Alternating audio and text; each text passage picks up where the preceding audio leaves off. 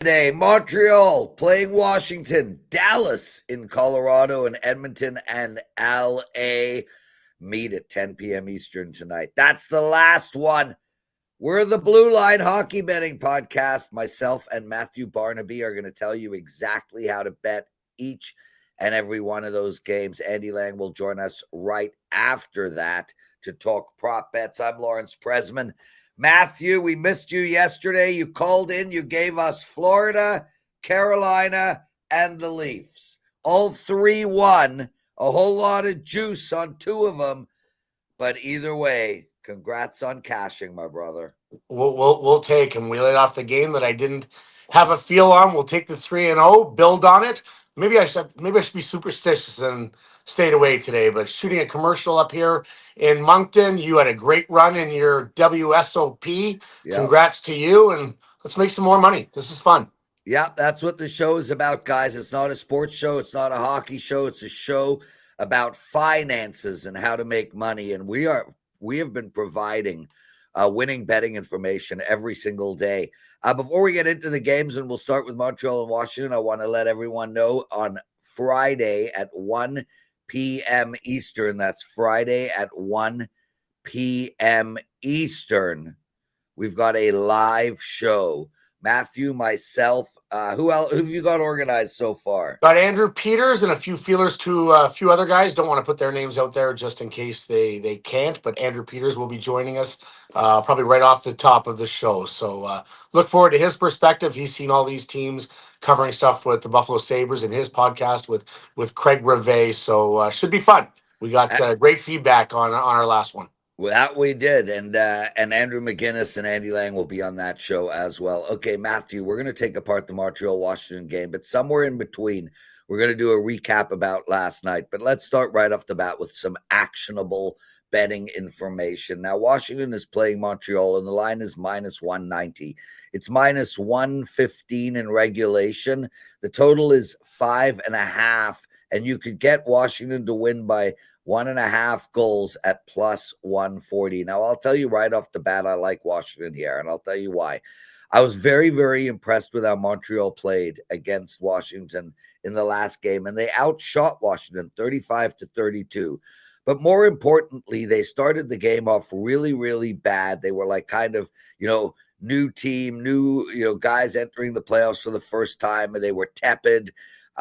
Scared, if you will. But as the game progressed, we saw Montreal come to life. They dominated that third period. They got their two, took this game to overtime, had a defensive brain cramp and lost. Now, yes, that should bode well for the Montreal Canadiens. However, I actually think it is going to have a galvanizing effect on Washington. I feel like Washington is a team full of veterans, and I mean full, jam-packed with veterans. And this is a team that recognizes that they were up 2-0 and dropped the ball. I think Washington comes out fast tonight. I think Washington plays a really good hockey game tonight. And like Winnipeg and Toronto, I think they take a 2-0 stranglehold lead on the series. I like Washington, and I like them in regulation at minus the 115. Matthew, how are you betting this game? I think you're looking at my notes. I think you're cheating because I'm the exact same way. I think Montreal played a great game in game one. Probably a little unlucky on that overtime goal, only because it probably shouldn't have been icing in the first place. And they played a very good game for a young team coming into the playoffs. No expectations probably against the Capitals. I think Washington comes back. I've been in this position before where you don't know if you deserve to win the first game, and you feel fortunate. You're at home. You know you're going to go back to Montreal. That place is going to be absolutely electric when they do go back to Montreal for games 3 and 4. So I think Washington, a veteran team, well-coached team, they come out ready to play this game. I think they dominate from the start. I like them in regulation as well. I think they outshoot them in this game, something in the matter of fact of like 33-22. Washington gets the win in regulation. There we go. Matthew Barnaby, Lawrence Presman, you're watching the Blue Line Hockey Betting Podcast. Guys, hit that like button, please. Seriously, hit the like button. Make some comments. Our viewership has doubled since we started the show, and we only started the show a couple of weeks ago. We're getting rave reviews. Everyone's enjoying what we're doing, and I'm enjoying it as well. So hit that like button, subscribe to our channel, and comment on the shows. Matthew, before we get into the next game, which is Dallas and Colorado, let's talk about the Leafs, because I was at the game last night, and I got to tell you, I was driving home and I was saying to Viv, I'm not impressed. I'm impressed defensively. Look, Stolarz was lights out last night, especially in the first period. He made a kick save that was spectacular. But more importantly, unlike your goaltender, Mr. Hasek, he was always in the right position. And that, to me, is the key to whether a goalie is on his game. He just, the pucks were hitting his chest. Now, as a sniper, I know that when the pucks hit the goalie's chest, it's not because my shot wasn't unbelievable. It was because the goalie was in the right spot. Anyway, Stolarz looks amazing. Chris Tanev does not. Morgan Riley looks phenomenal. Pontus Holmberg played the game of his life last night. Austin Matthews doesn't know there's a series going on. Mitch Marner is playing phenomenal. But the team on a whole, I don't know, man. What is going on in that dressing room? This team has been outshot 2 games in a row, dominated 2 games in a row, and needed Stolarz to steal last night's hockey game. Yeah, I don't know if they were dominated in game 1. Their power play was great. 3 power play goals. That's a great sign. Yeah. But great sign. Listen, Ottawa has been the better team 5-on-5, no question. I think the difference with this team is this: if this happened in years past, they'd either be 1-1 because their power play in game 1 was that good, or they're down 2-0. That's the difference of having a good goaltender. You're not going to play great every single game. I think this is a good sign for the Toronto Maple Leafs in one aspect. You haven't played your best hockey. Your power play won you game 1. Your goaltender won you game 2, and you're up 2-0 going back to take a stranglehold on the series. So it's not all doom and gloom. They found a way. Horrible 2 plays by Drake Batherson in overtime. I mean, bad pass through the middle of the ice. That's a hope play you make in game 15 against Carolina or in Anaheim. You don't do that against the Toronto Maple Leafs on the road in overtime and then come back and miss your check through the middle of the ice, and Domi scores. Happy for Max. Great goal by them. It's not all doom and gloom. Toronto is going to win this series like we thought at the start. Just they haven't played their best hockey 5-on-5 yet. Matthew Barnaby, let's continue with a little bit of a recap. You liked Florida yesterday. I like Tampa Bay. Let's go into the dressing room. I know you're going to say Florida's not Tampa Bay's not panicking, et cetera, but Florida has had this Tampa Bay's team's number over the last few years, and I have to feel like Tampa Bay is feeling let down today. I gotta believe that they are not in a great emotional state, given what Florida has done to them year after year of late. Certainly disappointed in that room. There isn't any panic. They have a lot of veteran guys that have won Stanley Cups. They're very well coached.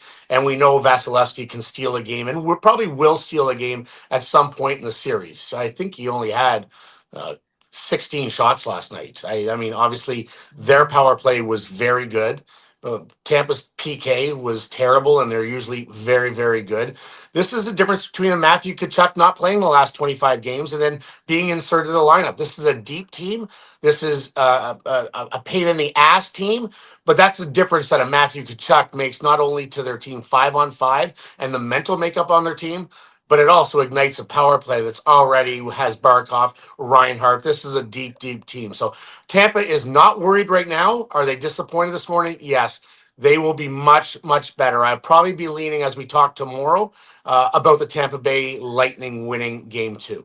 And Minnesota with an outstanding effort. I like the under in that game. And man, the Wild, maybe their best offensive effort of the year, saved for game 2 on the road in Vegas.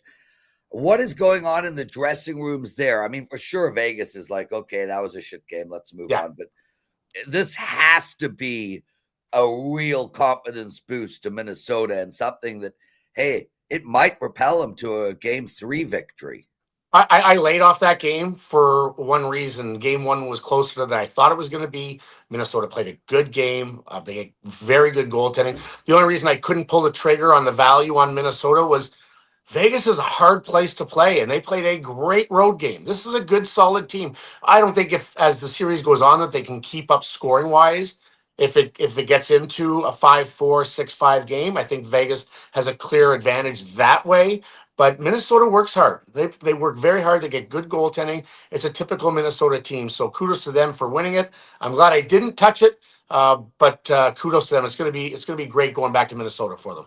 Let's turn our attention to Game 2 tonight, 9:30 Eastern Time. Dallas with a absolute must-win victory, 4-3 in overtime against Colorado.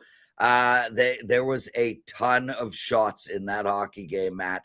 Obviously, it went to overtime. The number now, the total now is 6.5. Colorado minus 190. Matthew, I like the under in this game. We've spoke about the fact that I didn't really want to play much in this series, but given that we got a 4-3 game last game, I think these teams are going to buckle down and play to the under. I think we're going to see a much lower scoring hockey game tonight. I can't pick sides in this game, brother. These are two veteran teams, both of them capable of winning the entire thing. I lean on the under here. That's the best I can do.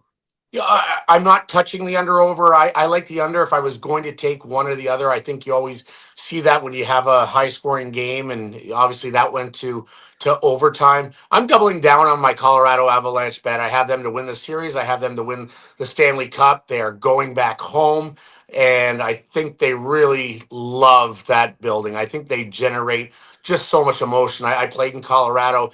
That place can get very, very loud. So I'm taking Colorado, but in regulation. I don't think this goes to overtime. I think it's a tight game, but I'm on the Avalanche here. I love their goaltending.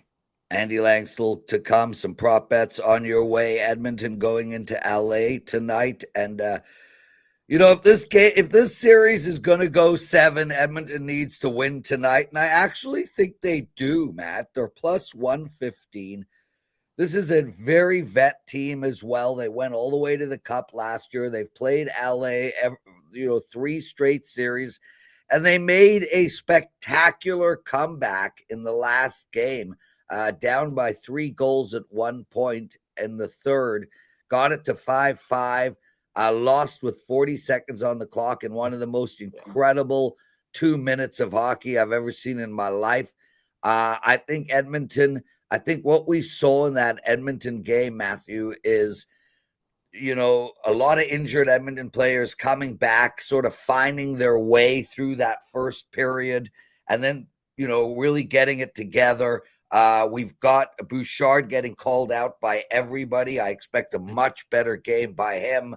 I think there's just value here on Edmonton at plus 115. That's where I'm going. What about you? Yeah, I'm not touching the game. I picked Los Angeles to win this series. Still believe that they will find a way. I just don't think Stuart Skinner is good enough. I'm not blaming him totally on game one, letting in 6.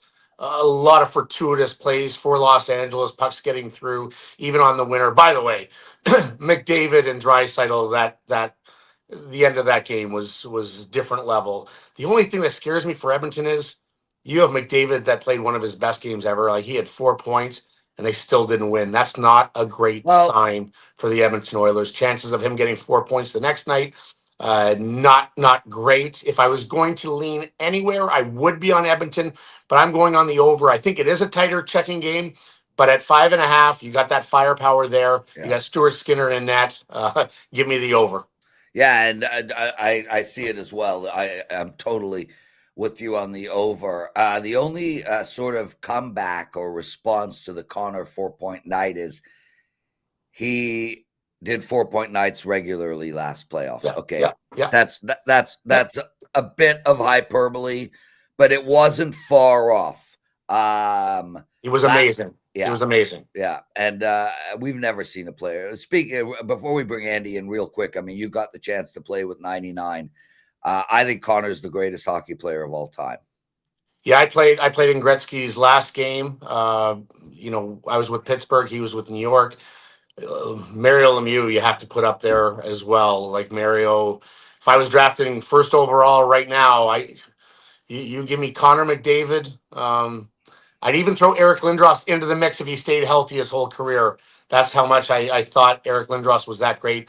Or Mario, I think Connor McDavid is the best offensive player of all time. There's so many great two-way players, but what he does in this era with how like the proximity between the fourth line players to the first line players. I mean, he makes players look stupid on a nightly basis. He's that quick. I knew it since he's been 14 watching him play. So you're right. Would it surprise me if he got 4 points tonight?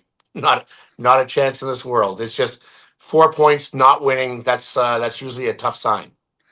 Yeah, I have Steve Sullivan right up there as well. Yeah. Timmins, Ontario. I've been to Timmins, Ontario. They got a killer poutine truck there, dude. Killer. Yeah. Andy Lang joining us, and he has not been to Timmins, Ontario. That you can take to the bank. Yeah. Nor Cochran. How are you, my brother? Doing good. Hey, the Tim Stutzel, that shots on goal prop that we talked about yesterday, Prez, easy cash. Yeah. So yeah, nice little run here in NHL, 3 winners in a row. Yeah, Andy, you're killing it on this show too. Thanks for doing this, brother. So what are your prop bets for today? Well, so last time I was on, I talked about Mackenzie Blackwood over his saves and Alex Lafreniere over his shots on goal. It would be boring if I did that again, but boring is money. You make money with boring ways. It's the same thing, rinse and repeat. Alex Barriere over 1.5 shots on goal. It's now 10 out of 11 games that it's hit. He's averaging 5.1 shot attempts and 2.8 shots on goal the last 10. Over in the first game of the series, that's 3 in a row he's gone over against Edmonton. You're taking him over shots on goal. Mackenzie Blackwood, books bumped it from 22.5 to 23.5 saves. I'm going right back to it. 35 saves last game. It was in overtime, but I went back and did the math. He had 27 saves in regulation. So you're good there. Every game against Dallas that he's played in, he's had 23 or more saves. And then I'm also going to add in Ryan Nugent-Hopkins to not have a point. He's very much in a slump. 1 point in his last 10 games. No points last 4 against the Kings. And he only has 1 game in the last 7 that he has over 2 shots on goal, and that was a regular season game against Anaheim. With all due respect to Anaheim, they are not the Los Angeles Kings. So Hopkins just not getting it done on the scoreboard. So I'll take a little sprinkle on him to not have a point. Andy, let's hear what Matt has to say. I'm going with him on one of them, Mackenzie Blackwood over saves, and in the same game, I'm going to the other side. Jake Ottinger over 27.5 shots. I think Colorado comes out firing. I love going back home. They got to love going back home. Tied 1-1. I think they are firing on all cylinders. So I'm on over. I think we see lots of shots in this game. There we go. And that is our prop betting segment. Matthew, my best bet for the show. You know what? You go first, Matt. Washington regulation minus 115, I believe. Yeah, that's the right line. And mine is exactly the same. Washington regulation minus 115. Second, third, or fourth time in a row that we are on the same play. What a fun show, man. Can't thank you guys enough. Andy Lang, thanks for doing this. Matthew, of course, every day. We'll see you tomorrow, 10 a.m. Guys, remember on Friday, 1 p.m. Eastern, we're doing our live playoff. It's kind of a playoff preview show in the sense that we're in the middle of the playoffs. So we will look at the games in front of us, but we'll also do a update on where we think things are.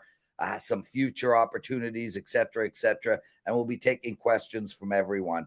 Thanks for watching, everybody. Don't bet like an idiot, and we'll see you guys tomorrow.